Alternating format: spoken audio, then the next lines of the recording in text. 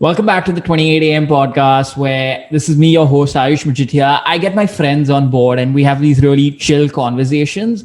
So today I have my friend Kabir Nagral, a really good friend of mine, and we've never met in person. So that's going to be really interesting. So what's up, Kabir? How are you feeling being here? Hey Ayush, I'm good. Yeah, I guess you mentioned we haven't met in person, so hopefully you look the same as you do on Zoom, because that would be a shock reaction when we meet in person. You know that actually happened. So you remember? So basically, what happened was I had really bad internet earlier. So whenever we used to meet on video call, Kabir wouldn't be able to see my face completely. And then one day, I think I changed my Wi-Fi, and then Kabir could see my face properly. And he's like, "Oh, so this is how you look. Now I got to see you." And we've been talking for like 2 months, and he couldn't see me properly. And then finally, he gets to see Yeah. me in person. Like, So basically, Ayush was catfishing me this entire time. yeah, did I look the same? I mean, I know I looked better than what y'all saw before, but yeah. I don't know about that, but Also, another thing is your hair. Like, okay, so ever since I've met Kabir for like the longest time, I think I've been after his hair, which is like a big fan. It looks like those, those old, those olden warrior types, the Mahabharata times and all. They have this long hair and all. You can like do a show. the the long, luscious, Okay. yeah, yeah. I actually never used to have this hair up until let me maybe like September of last year. Honestly, it was like it was mid the like peak lockdown, and I was just like, why? I mean, you couldn't even cut your hair at the time because of everything was shut. So I was like, why not grow it out? And then I just ran with it. And now I like it. So yeah. Yeah, don't So cut it. even if I do cut my hair, I'll trim it and like maintain this length. Yeah, please do that. I during the lockdown, I just took the trimmer and I went bald. So like there are like previous podcasts of that, and I look really bad with like being like it's this tiny hair. And my parents didn't know I got a firing for that also, but it felt nice. So you did it on purpose? Like you didn't lose a dare or something? You didn't lose a bet? No. It was too hot. It was literally Have you ever just too done one hot. of those things? Have you ever done one of those? Like, have you ever had a bet where it's like shaving your hair or something like that? No, but I have never done that. But I've seen this person on Instagram, one of my classmates actually. So he said this that help me reach 1,000 subscribers, and I will go bald. Now the thing is, sadly, he never reached 1,000 subscribers. That's really bad, which I feel for him. Firstly, and secondly, that's just stupid to go bald for that. No, but I think it's like an interesting incentive. Yeah, it's like I have I know these friends who have this bet. Um, I think the bet has to do something related to like to football. I think there's like one team has to win a certain like trophy or something in the next like few years, and if they don't, then the other person has to go bald. So, yeah, Are you? yeah. Do we That get to being see you said, going I mean, bald? no, this isn't me. I'm not involved in this bet, but yeah, I feel like going bald. I feel like eventually we are gonna go bald as men at some point, unless you're super lucky and you don't. So you might as well just like do it then. Yeah, the receding hairline. That's it. But I think you also do. Yeah, you were about to get into that bet. So we had this thing where the person who got the least number of users, you said something that they would get bald, and then you're like, never mind. Actually, we won't do that. Yeah, yeah. I feel like I think that's like the incentives. I mean, I don't really know too much about this, but just based on cursory reading and on like internal vibes, honestly, which is I think positive incentivization is generally better than negative. So incentivizing towards like getting something good instead of avoiding something bad is generally better. So Kabir, I know you play the piano, but do you sing? So I guess everybody sings, right? Is what I'll say. Like we all sing in some capacity. I never really sang. I did join. I was in the school choir in the eighth standard. I don't think it was a coincidence that my sister was in the 12th standard and the head choir at the same time. Um, so there's that. But no, I don't think I really sing. But yeah, I mean, I am like pretty into music in other ways though. Yeah. But do you like? Okay, so what I saw this video of Avanti and yours where you made her rap. correct? Yeah. So would you be rapping anytime soon? I don't think so. Yeah, maybe if I lost a bet. If I lost a bet, I would rap, but I don't know. Yeah, I guess. Yeah, we Yeah. need to do a bet like that soon. So if hypothetically speaking, if you do lose a bet against me and you have to rap, what would your rapper name be? I don't know. What do you think it should be? I haven't really given my rapper name much thought. I don't know. So like, I think your WhatsApp profile is Mike from Monsters University, Monsters Inc. So like, oh, Yeah. like a mic. So like the singing mic and that mic, and it's like Kabir mic. I don't know. That's stupid. No, I I, think we should have someone else yeah, name again. yeah, I think that's bad. uh, I don't. So there is. I don't know if this is like a rapper name, but I feel like this is more of like a general name itself. Just like Max for some reason. I guess there is a reason. There's a story behind it. So, um, actually, like even before I was born, my mom was pregnant, and my sister always wanted a little brother.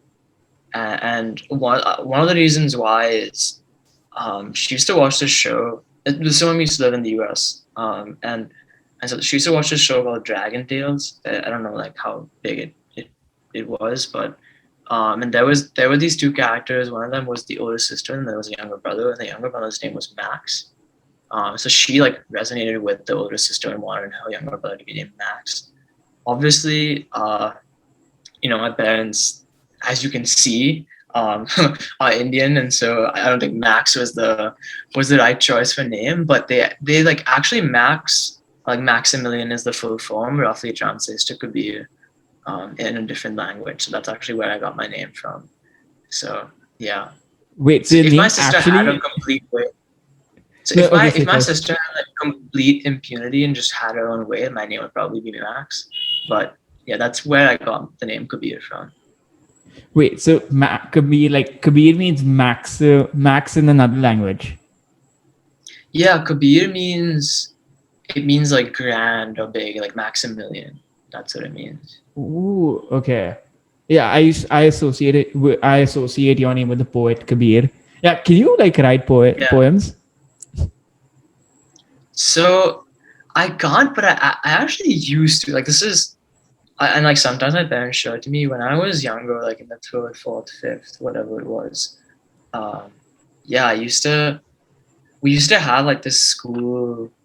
I don't know if it's like a magazine, like a journal or something, where every year, people would submit some type of stuff, whether it's like poems, art, like drawings, or like essays and things like that. So yeah, I would always like get like a bunch of like my poetry features. So I did write poetry once upon a time, but I've since retired and I've dived to other stuff, I guess. The soul of Kabir has left Kabir. Mm, yeah, you can say that. Or maybe I've grown into I've become a son, so I no longer. I don't know. That was bad. That was bad. Yeah, that was Yeah. bad. Oh, in the magazines we used to have that thing. So even I used to write, but so actually the first time which I wrote, I didn't know what to write. So have you read Harry Potter? I haven't read, but I've read one of the books, but I've watched all of them. Okay, so in Harry Potter, the story of Deathly Hallows I think it's in the seventh book. Yeah, in the Deathly Hallows book, there's the story of Deathly Hallows about the three brothers and how they got their wand, the stone, and the cloak. So Yeah. I didn't know what to write. And I just decided to watch the movie. And the story was Emma Watson was saying the story. And I literally copied it word to word. And then I published it in the magazine. And I don't know why my school authorities didn't even check anything or didn't even go in plagiarism. And that thing got published. I wasn't expecting it to get published. And the next thing I know, everyone in my class, like, Ayush, you just stole that from Harry Potter. We know it. And I'm like, no, I didn't exactly steal it. But yeah, I've done that, and it was good actually. Yeah. Teachers didn't find I out it guess was plagiarism. yeah. But yeah. There's one lesson: don't plagiarize. Or there's this meme. Oh, I think there's two aspects to it. So there's like one which is it's interesting because I think one is like plagiarism, which I feel like your thing was, but then there's another which is like getting inspired by stuff and taking that forward. Like I don't think it's actually his quote, but I think like there's a famous quote that's attributed to Picasso, which is good designers copy and great designers steal. Good artists copy and great artists steal. Yeah. Yeah, yeah. Artist designers. Yeah.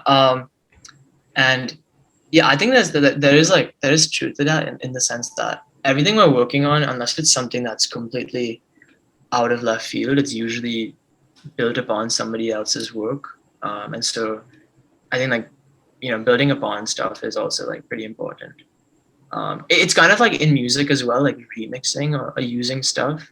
Like I think there's a good TED talk by Mark Ronson, who, if you don't know, is like a pretty famous music producer. He's done stuff for like Amy Winehouse, obviously, like famously is on listed an artist with Bruno Mars and other people. But he has a really good TED talk where he actually like live remixes and does stuff. Just even if you're a music fan, you should check it out. But I think that the one thing that I learned from that is in music as well. Ultimately, there's only how many keys are there? There's 7 white keys and then 5 black keys. So there's a total of 12 keys, and then there's octaves that move it up or down. But it's about that there is like only so much you can do, and it's about like minor changes and taking inspiration from stuff that really brings about new music. Yeah, I think that makes a lot of sense. So I think that's how I think if you look at it, a lot of people are like, there's a beat which has been copied from this. So there are similarities in song, and they like, like you said, they like push it towards plagiarism, but then like you said, it's actually getting inspired by that music and then making changes to it to like suit your audience, tailor it to your audience, I would say. Yeah, I think I don't know who said this, but essentially there was a songwriter, I think pretty famous, like, around the 60s, 70s, 80s, sometime there. And I think one of the cheat codes he had for songwriting was take a popular song. When they go fast, you go slow. When they go high, you go low, and then you have a new song.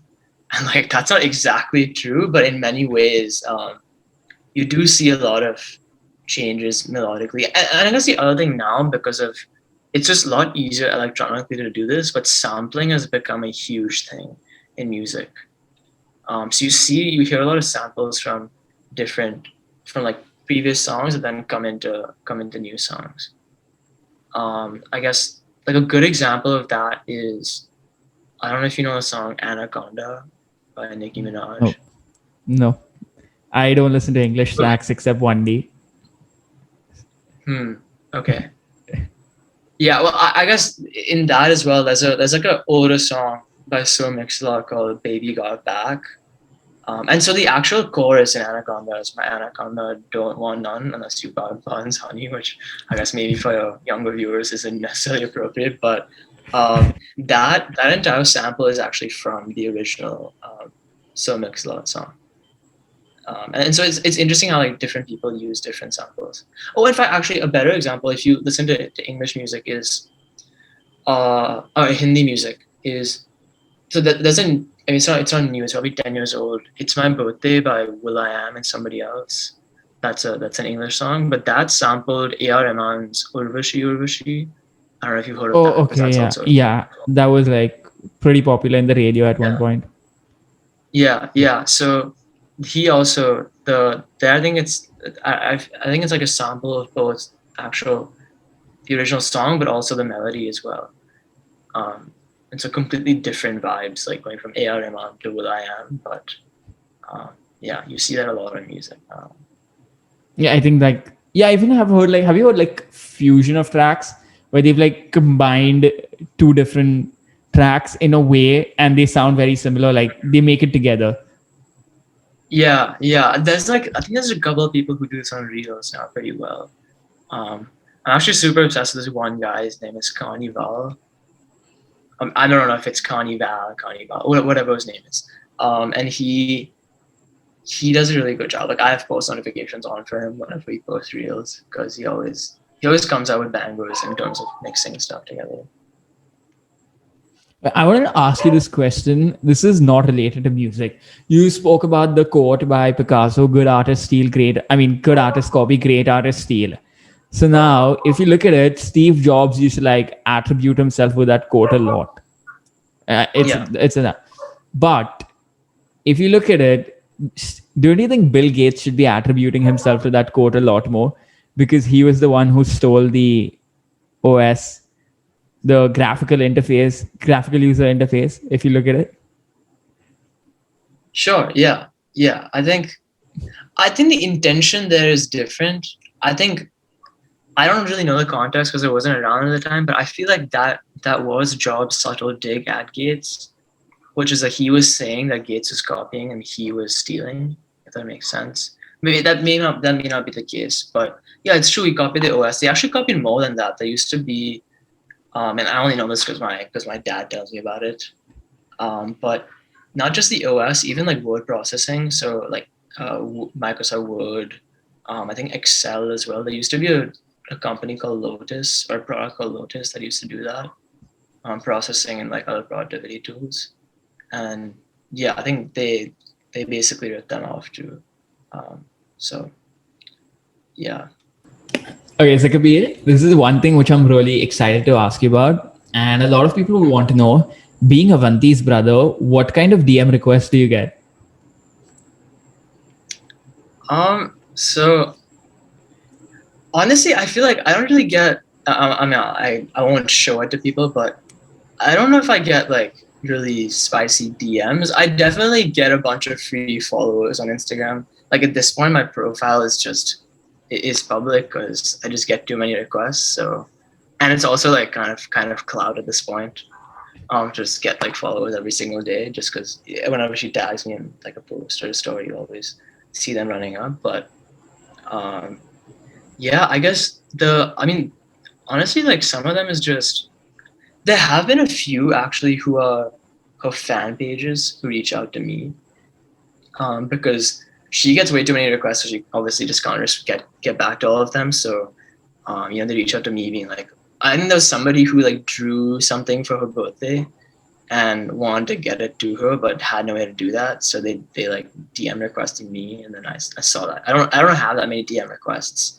And I'm not like I don't feel bad about that either. I don't really want DM requests, but yeah. So I think that was pretty cool. Like they sent me like an art piece about her, and then I just sent that to her, and then she like thanked them on her own. So I guess that's a way, but um, yeah, I don't. But there's Yeah, no like it's mostly spicy or interesting ones. there's one, but it's not really like spicy. I think it's just there's some random guy who DM me just saying, "Damn, you're quite gorgeous," but I don't know if that's like a troll or he's like being serious. So at this point, I'm just like I haven't like accepted it. So yeah, Or he may be like, if it's a guy and he's after you, and yeah, I mean, Pride Month, you never know. yeah, yeah, no, yeah. I mean, it could be that too, but yeah, Okay. And that's actually how I came across you. If you look at the story, Avanti had tagged you in a post. Like, yeah, this is one thing which I've told Kabir 100 times, and yeah, which everyone I think in the team also knows is I stalk a lot. So Avanti had tagged Kabir on a post, and I went around more stalking more Kabir more, more completely. than more than a lot. Let's be clear. This is more than a lot. This is like borderline criminal levels of stalking at this point. Yeah, okay. So I could get like extra information out of people which isn't available on the internet. Maybe at times I do manage to get that. So yeah, I stalked Kabir completely up and down, and he was like, he was working on Craze app, and at the time it was just he had just mentioned it on his bio. He didn't really speak much about it, but I was stalking him, so obviously I opened up Craze app to see what it was, and I found it really interesting. And that's when I actually DM'd the Craze team saying that I would love to join and be a part of it. And yeah, that's how Kabir and I actually met the first time. So Yeah, yeah, the thanks tagging thanks to thing the works and power of helps. thanks to the power of Avanti tagging me in one of her posts. Imagine that. Exactly. And now here we are. We've like, I think, one of the things that I've realized is talking. We have to talk every day because of work, and because of talking every day. we've managed to like form a bond of good friendship, and then we've had random and weird conversations at times which we wouldn't have had professionally before. So yeah, I think that bond has been formed since we talk every day because of work, and yeah, it's been amazing knowing Kabir for like 4 months, I think. Yeah, it's been amazing knowing Ayush as well. I'm still a little bit scared about what I'll see in person when I meet him, because I'm still not 100% sure how he looks, but yeah. Yeah, and Kabir still doesn't know things that I may know about him. Are you scared? Like, I've like stalked you so much. So are you scared that I may know stuff that you don't know? Like I know. Honestly, no. I feel like there's nothing that there's nothing that I'm scared of you finding out that you possibly could have found out. Let's put Yeah, it you have that nice way. shoes. Nice shoes. Yeah. For those who don't know, that's an inside joke, so I won't like explain it. But yeah, It's so not Kabir, even a good joke. It's like if you the only other people who know this is like two other people on the team, and it's not even like a good joke. It's just sad. yeah, it was It's funny. It's a just that they don't want to appreciate my humor. it's a classic. It's a classic. Dad joke. I don't want to say. Yeah, it's a dad joke in like an 18-year-old body. No, I mean, okay, fine. I get that a lot, but yeah. So Kabir, Yeah. one of my favorite topics is Kabir is a student of Harvard, and yeah, I've been like, so I was like, since seventh grade, I was like in seventh grade actually, I was obsessed with Harvard University because I'd just seen The Social Network, and yeah, there were a lot of perceptions that were formed in my head of Harvard, and yeah, Kabir, tell us a lot. We're gonna like ask you about Harvard.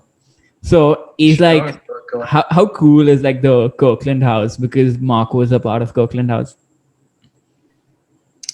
So I don't think there's like any like mark vestige on the Copeland house as such. Like besides, I guess you can probably go and like somebody like his room still exists, so somebody lives in his room, or like in his suite because I think there's live with multiple people. But yeah, I mean, if this goes out to people who are like at Harvard and at Copeland House, I guess sorry for offending you, but I don't think anybody on campus also views Copeland as like a top house either. It's just to be fair, I'm in Levitt, and obviously like house pride, so I'm gonna say I like Levitt, but uh, I think they're both generally like average, maybe slightly above average houses. Copeland is, I think the difference is Copeland is a very small house, so it tends to have a good community, but I think objectively, like I've been in the house, and some of it, the housing just isn't great because it's super small. Partly because it was built like a long time ago. So yeah, I mean, I don't think anybody's like, oh, that's where Mark Zuckerberg lived, at least on campus. That's probably just a thing because they mention Copeland House in the movie, so it becomes like, oh damn, like what is Copeland House? But yeah. Yeah, I think the movie like got us all obsessed with it. At least me. I don't know about others. Also, is there like the thing like in the movie they show there's like an exclusive Phoenix Club? Is it like, do you all have like a Phoenix Club? So yeah, the Phoenix is very much a thing. Uh, There are are you like a part there are of it? social clubs. No, I'm not a part of the Phoenix. But yeah, I think that there are social clubs on campus that are called final clubs, but I guess just for other people, what they are social clubs. Um, and yeah, think of them as just like bougie versions of frats, I guess is the right way to describe them. And I won't go into detail, but there's like recent controversy around them because of like single gender stuff and everything. But you can definitely check that out. But But yeah, those definitely exist. It's definitely over dramatized in the movies. That's not the party scene. Just from experience, that's not really what happens. You don't have like I don't know what like a group of girls from like all over Boston like bust in to a final club party. That's not what happens. Yeah, that's definitely part of that's the Hollywood version of what a final club looks like.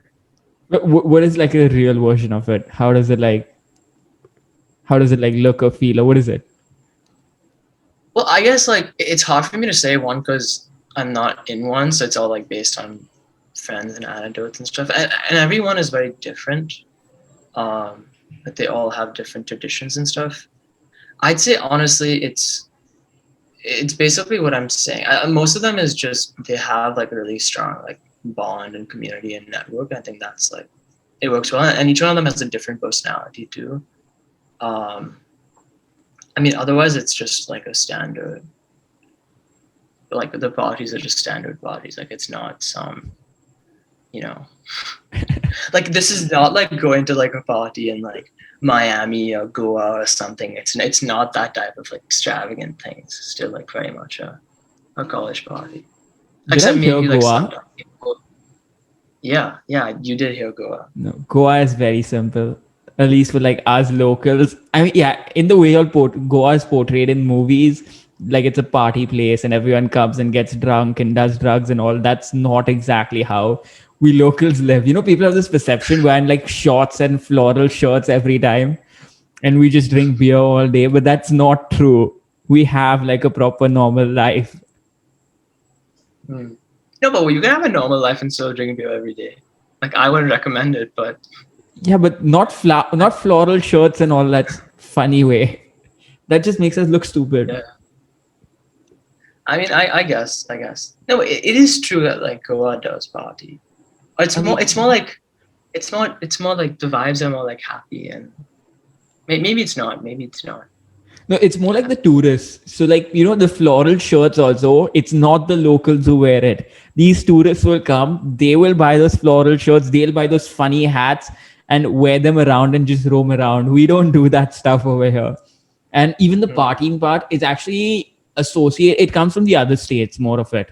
So, like, if you look at the clubs and all, the tourists will come and a lot of them just get drunk and vomit and do weird stuff. But yeah, it's not exactly how it's in the movies, but So what do you and your friends do? Do you guys not get drunk and vomit and do all of no, we that? are underage. All of my friends are I 17 and thought. 16. I'm 18, Oh, but okay. yeah. Yeah, you're 18. Yeah. So Yeah, do this you will be like do turning you just drink 18. on your own? No, I've never actually tried alcohol, you know? So I don't Hmm. know how it is like. Have you tried it? Uh, yeah. Wait, actually, I don't know. I don't know if you want this to be on the podcast, but yeah, I mean, whatever. Yeah, might as well. Yeah, yeah, I have tried alcohol. How does it feel? I think it feels fine. It's like it depends. Like I'd say, like it depends how much you drink. Um, you know, drinking limits. But yeah, I don't do it regularly. I just don't enjoy regularly enough to do it. But I mean, I think it's nice to have like social. Like it's a fun experience if you do it right. Also, coming back to Harvard, are you a part of any of these secret societies which you can tell us about? So I think that's like a double-edged sword because if I was a part of a secret society, I wouldn't tell you about it, and if I'm not, I would also tell you that I'm not in one. So, but in general, I don't at least from what I know, like maybe I'm just not part of them. There aren't the secret societies aren't a thing at Harvard. Like the social clubs are very much a thing. But Okay. But like you yeah, said, it's a double sword. So I'm still doubting you. yeah, You may be yeah. one of them. It's possible I am. It's possible I am. But yeah. But you know, one of the strangest things was so Kabir told me this once he got to meet. I don't think he met him exactly. Mark Cuban had come to Harvard to give a speech, and Kabir just didn't go to meet him. He let him go. He was just like, I think a couple of your friends and all, they went and had drinks with Mark Cuban. Like, why wouldn't you do that? It wasn't by choice. It was like I think they were like part of like the organizing thing to bring him in. And it was sort of like a chance event. I don't really know because it was like the event was packed. You can imagine. So like I was just in the audience, but I found out after the fact that they were able to like meet him afterwards and go out. I think he bought them drinks. It wasn't just going out for him with drinks, but he bought them drinks. But yeah, I sounded like a really cool experience. Yeah, I mean, I wish I was there, but yeah, I didn't really know about it. Yeah. But like, have you met other famous school personalities at Harvard? I mean, you'll get a lot of people coming and giving speeches and all, but have you like met them or something, interacted?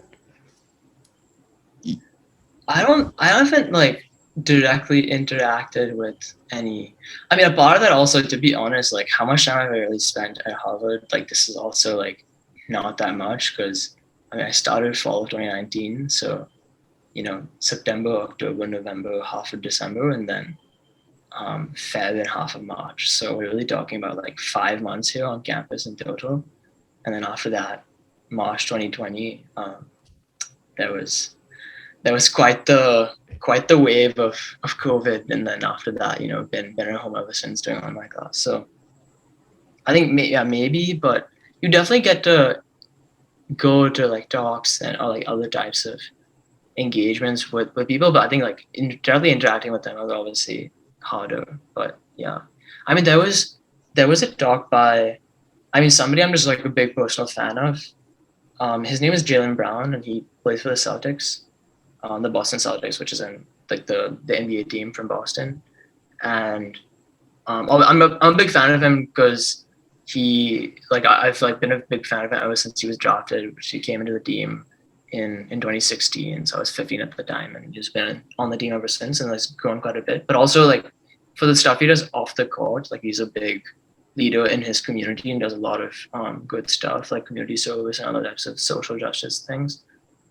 So yeah, I'm a big fan of him both on and off the court. But yeah, I think he came and gave a talk, which is pretty cool. Yeah, I didn't get to meet him, but still. I hope so. Like I hope you get to like meet one of these cool personalities, and then I don't know, like maybe we can video call or something. Yeah, the first thing I'm gonna think of is like me going out to drinks with Mark Cuban. The first thing I'm gonna be like is, damn, I should video chat Ayush right now. Okay, so like, okay, I'm going back a bit before you joined Harvard. How do you prepare for SATs? I'd say like the main thing to do for preparing for SATs, honestly. Okay, there's two parts. One thing I'd recommend is just do it early, like get it done as soon as possible. Like you don't want to wait. Like you want to start early so you can just, if you don't do well, you can do multiple versions or multiple iterations of it.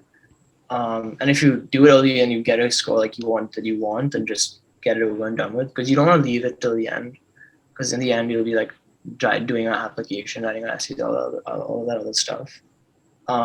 In terms of actually preparing for the SAT, I'd say honestly the main thing is just practice. So like simulate test events. So whatever the test is worth, like Saturday morning at like 8 a.m. So then like for a couple of Saturdays before, just like get up and actually like do it the way it is. Because I think for a lot of people, the SAT isn't just about aptitude, but it's more about can you withstand the attrition, in the sense that can you just like last for the whatever 3 hours, 4 hours, however long it is, like in that room, and like focus on Saturday morning at 8 and do it. I think that's like arguably more important because with this stuff, like most people, if you've prepared for it, like you know it. So it's just about like simulating. It's the same way like sports teams, like they have preseason games, but they're actually trying to simulate like what it would look like in the real thing. Or even in cricket, like you're gonna have actual, not just, you don't just practice in the nets, you also actually have warm-up games before you go. Like when India is playing in England, they're gonna actually do a couple of warm-up games, not just practice in the nets, because you want to have that. You want to simulate the game day or like the test day experience as much as possible. Speaking of simulators, like I know I'm going like off topic, but gaming simulators. Have you like seen these F1 simulators? They're like literally so cool. It's like you're like an actual, the VR tech and all is so cool that it's like you're an actual F1 car. So if you crash in that, you can actually get hurt real bad. Oh, have you used one of those? No. So I don't know if it was like to the extent you were saying. There's this place. I don't know if it still exists. I think it might have shut because of COVID or before also. I'm not sure. But there's this place called Smash in Mumbai. It's been around for like 10 years, ever since I was like a kid. And one of the things they used to have in the arcade was this like an F1 simulator, like a racing simulator, where you'd sit and it was like you're on the actual like driver's wheel with the seat and everything. And you're right, like it wasn't just static seat. Like the seat would also move depending on, if you're turning and like how exactly you would do it. But it wasn't like if you crash, like you weren't gonna actually get hurt. Like they're not about to hurt like 8-year-old kids. But um, yeah, I guess that was pretty interesting. And it wasn't VR either. It was just like you were looking at a screen, so it wasn't immersive. But um, yeah, I think I do have a friend who's done what you were talking about. They're super into racing and cars and F1, so they definitely tried that out. Yeah. And also, like, speaking of VR, I was like, okay, so I was at this resort where basically they had this VR gaming headset and all that stuff. So basically you can go into like a VR film and all. So there's like a circular seat, and then you wear the VR headset and you hold on to the side of the seat, and it rotates completely and all that stuff. Turns out VR isn't that advanced. It felt like the only thing they did was the seat was moving front and back, and there was like air blowing into my legs and something like that. But it didn't feel real at all. Like I could feel that it's fake. So I Is mean, that VR? Are you talking about VR? Or are you talking about like something else? 'Cause isn't VR like the immersive virtual reality has to do with like vision rather than like it's not really motion or like wind and stuff. no. So it had a VR headset, and then it also had the seat which had motions. Oh, okay. But and it was like half of it was, so there was like these VR games which I was playing, and it wasn't really fun. I'd rather play on like a PlayStation or something. That would be much more Mhm. better. I think that's what happened with VR is, and I still think VR will be a thing. It's just that there weren't that many applications for it to warrant use for VR. Like when it was a big rage like a couple of years ago. Like everybody was like VR is like the next big thing. I think it will be, but maybe not now. Maybe like in a few years' time, because there just wasn't as that much to do. It was mostly just like people using cool applications, but in general, like games weren't really that immersive, compared to even just stuff on like 2D screens. But I feel like we'll get there eventually. You will have, people playing VR games that are as as dynamic and as immersive as like a Fortnite or I mean whatever other big games exist right now. Um, in fact, yeah, I mean recently Facebook announced that they're like going pretty big into the metaverse, which is it's like VR plus AR plus everything else as well. So, I think in a few years it'll be pretty cool. But yeah, like right now, like the cool application that I saw for VR was um, there was this football team. I think they were just doing it as like a brand deal, some type of collaboration, and essentially it was like this VR experience where you just had to walk straight, but in the actual like experience, you would be walking a plank from this like 100-story skyscraper somewhere, and it was as if you were like walking off the plank and about to fall. Um, and it's just funny watching somebody else do VR as opposed to them actually experiencing it, because even though you know you're not going to fall, it's still super scary, and a lot of them got very freaked out by that whole experience. So yeah, that was pretty that was pretty fun to watch, but yeah, I guess it's not super well developed yet. I think I would want to try that. Secondly, have you watched Ready Player One? No, so I haven't, but I do know the reference that you're making. Correct. Yeah. So in Ready, do you think that's going to be like the world that we're going to be in? So in Ready Player One, what they show is the actual world that we're living in. It's completely destroyed. Like people don't really care much about it, but people care more about the virtual world, which is through the VR headset. So they spend most of their times in the virtual world creating their virtual characters and doing stuff over there, and they don't really do anything in their actual world life.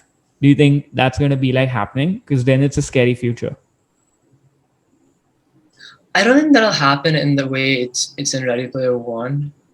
I mean, at least in the near future. Like, I don't know how to predict long term stuff, but I do think that the metaverse, like a virtual world, has its place.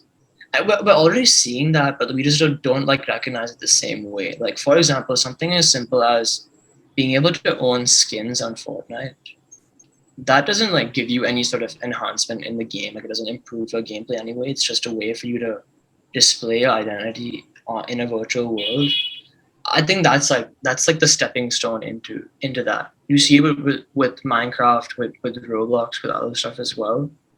I do think there will be, I guess, projections of our identity onto a virtual world that we can't really conceive of right now, but will be pretty common soon.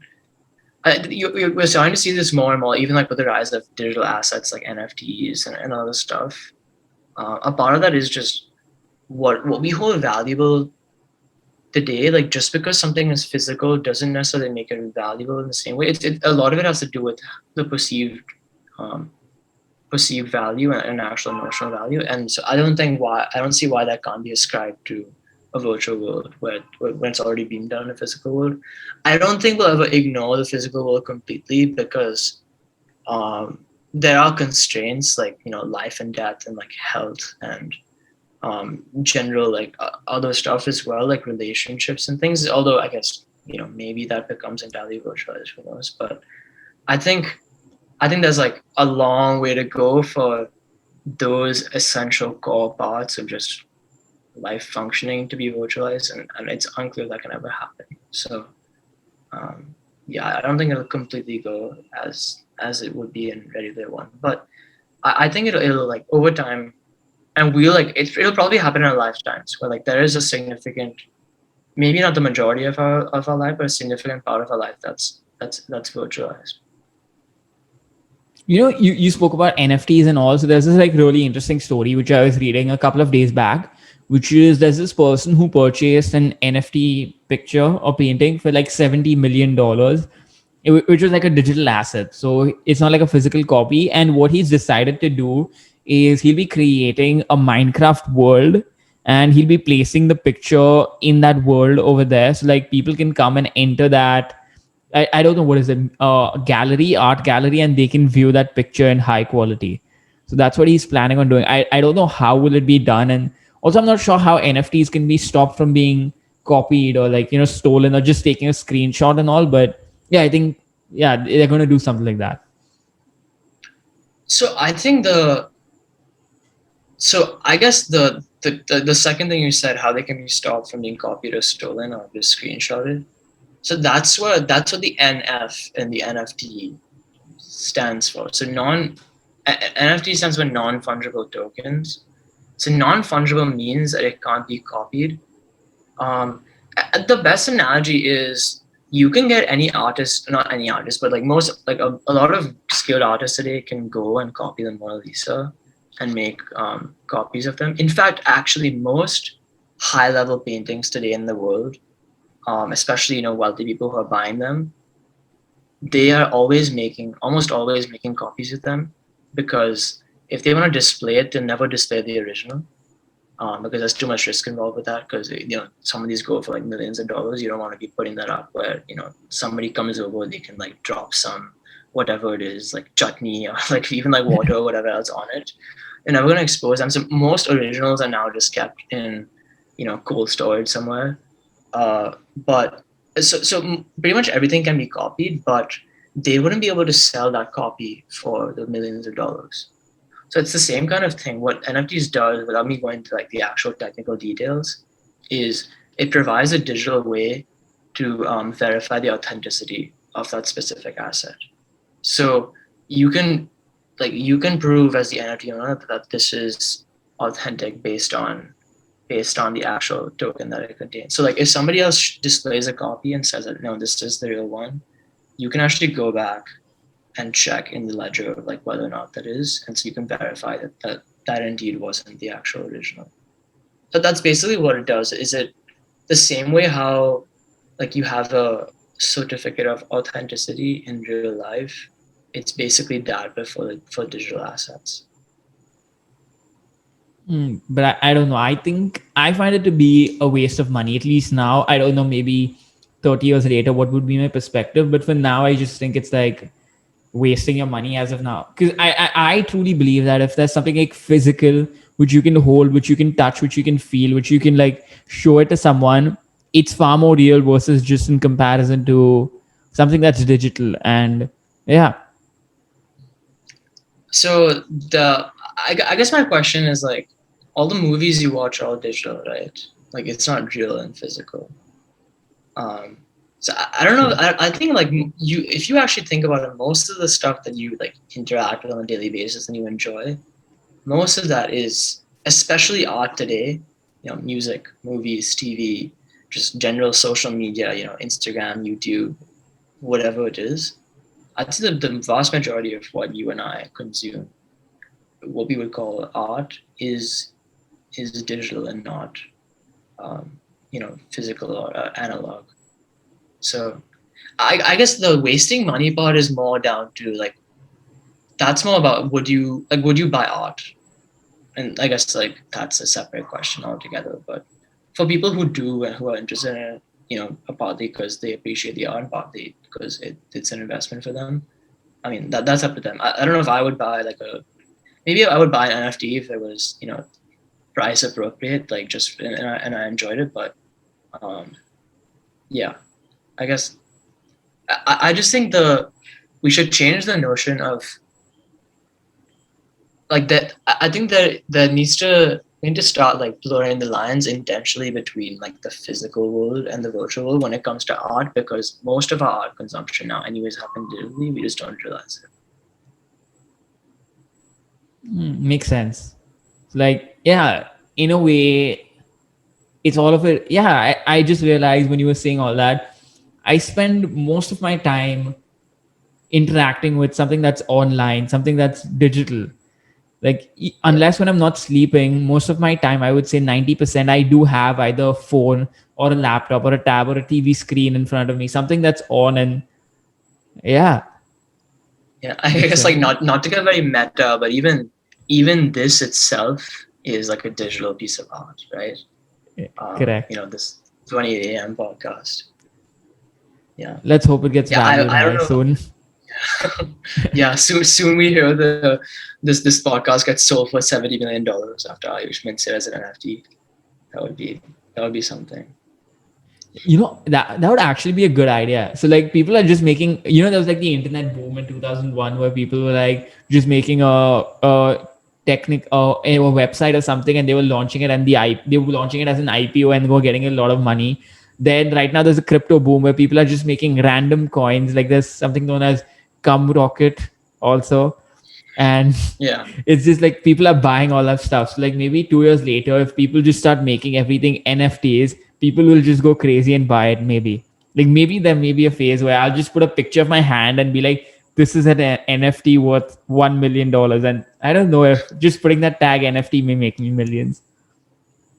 yeah. I mean, potentially, yeah. It's kind of like art, right? There's some art where you're like, why is it worth that much? Like, I mean, no like disrespect to the actual artist, but you know what I mean. Like, there's some stuff which is at least looks very simple, but still gets sold for quite a lot. Yeah, I Um, think I photographers will think be that's like, one of the things with art is it's very subjective. Like there is no real objective measure to it. yeah, I think in the coming years, like photographers will be like making a lot of these NFTs. They'll be like profiting from it if it does work out. Yeah, I mean it's already worked out. Like you have Sotheby's now that regularly auctions NFTs. I think that it's very much become a thing now. So not just photographers, but even like digital artists, like graphic designers and stuff like that who are able to create. Because the cool part about NFTs, it's not just about virtualizing physical stuff, but it's about creating stuff that's native to the digital world. So some type of like interesting animation or like some like meme or something like that that's very unique or you know native to internet or digital culture in general. Like those also have been doing pretty well. Yeah, I've seen a lot of like these digital art reels, and if you look at them, they're like they show how they make it and all that stuff, and it just ends up so beautiful that you can't really tell it's a piece of digital art which they've drawn on using a piece of technology. It looks so real. I just can't explain Yeah, that. It's beautiful. yeah. Which actually, where does the name come from? Like, what is 20? I know what AM is. I'm assuming AM is Ayush Majithia and Correct. not the Yeah. time. Try So what guessing the is 28? 28. Try guessing it. Is 28 just the date like the day on which you were born and the month in which you were born in? Correct. Yeah. 28 a.m. That's how I got it. Which can also be, Very, very creative. yeah, I was actually Very thinking creative. of either putting it 28 a.m. or making it like 04 a.m. Because like 2800 hours, 28 a.m. can also be like 004 hours, maybe like 24 plus 4. So 24 is actually Mm, 0 plus 4. But then I just went with 28 a.m. It would be more simple for people to understand. yeah. Yeah, I guess also like that sounds like you're a budget version of James Bond, like 004. Kabir, so what is your last advice for anyone who's listening to this podcast or watching it? Wait, what kind of question is this? Like just last advice? I'm not like a. I mean, Yeah, you can I don't. give I a don't have last any piece of it. advice. I don't. Yeah. I mean, just like enjoy, like have fun, like do your thing. I don't. I don't know what to say. Like this is just. I don't. I don't think I'm really like in a position to give people advice. To be honest, I think that that's the main thing. Is yeah. I don't really think I'm in a position to give people advice because I guess yeah. Maybe the one thing is like if you look around you, people may seem like they know everything, but most people don't know most things. Like everybody's just figuring things out, so it's like okay to figure things out. Yeah, that's Yeah, the that's the piece of advice that I'm trying to tell you by telling you that I don't actually have any advice to give. that's like an amazing piece of advice. I actually need to use it in my life because I have this habit of thinking that someone's a lot more better than me, and then it just creates a sense of insecurity within me. So like, yeah, Yeah, okay, Kabir, yeah. thank you so I think much. And oh yeah, sorry, sorry, continue. no. Go ahead. I was just gonna say yeah. No, I was just gonna like I was concluding, but you can like say the last line, the golden line. What is the? You were saying Do you have something, like so a? that could be. No, I don't have any No. concluding lines. You were like saying like some I was. lines which could be No, no. like I was golden just. I lines. don't. No, I wasn't. I was just saying yeah. I agree with you. That's what I was saying. Oh, okay.